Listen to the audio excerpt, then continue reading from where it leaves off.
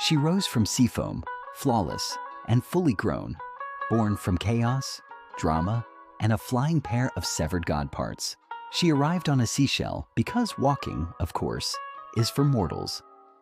This is Aphrodite's origin story, the most chaotic, glamorous, and dramatically unhinged birth in all of Greek mythology.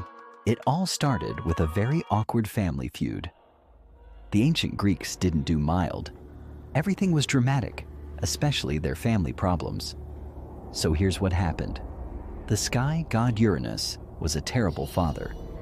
He had this nasty habit of stuffing his children back into Mother Earth's womb. Yes, literally. Do not try this at home.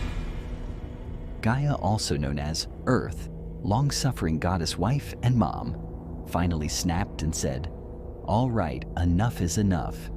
So she handed a sickle to her son Cronus and said, "Be a deer and cut your father out of the picture, or at least out of the pants."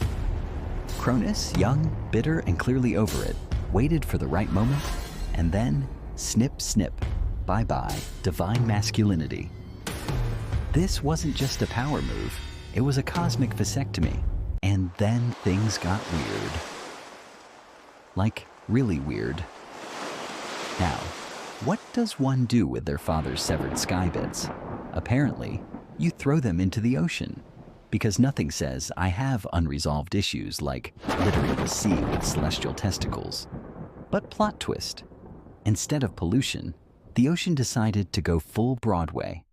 The sea frothed, foamed, and got mysteriously well lit. Like someone dimmed the sun just enough for a soft glow filter. From that suspiciously photogenic seafoam, something extraordinary emerged.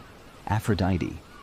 Fully grown, perfectly posed, 0 seconds old, and already iconic. She didn't walk to shore. Walking is for mortals. She arrived on a giant seashell, gliding with effortless grace, as if the ocean itself was rolling out the red carpet. Her golden blonde hair flowed in the breeze. Doves fluttered around her like feathered paparazzi. Roses bloomed under her feet, because even the plants were simping. Every god, mortal, and probably a few confused sea turtles took one look and said, "Whoa." So, what's the takeaway? In case you're keeping track, here's what gave birth to the goddess of love. One dysfunctional family. A sickle. The world's most dramatic castration, and some salty sea bubbles. And yet somehow, Aphrodite still managed to look like a fashion editorial cover. So the next time your life feels like it's falling apart, remember, this woman was literally born from blood, seafoam, and trauma, and still pulled off an entrance so fierce it made the gods speechless. Now, that's divine energy. If you enjoyed this twisted little tale from mythology, consider subscribing to this channel. We dive into classic fables, fairy tales, myths, and horror stories, sometimes for education, sometimes for laughs, always with a fresh perspective.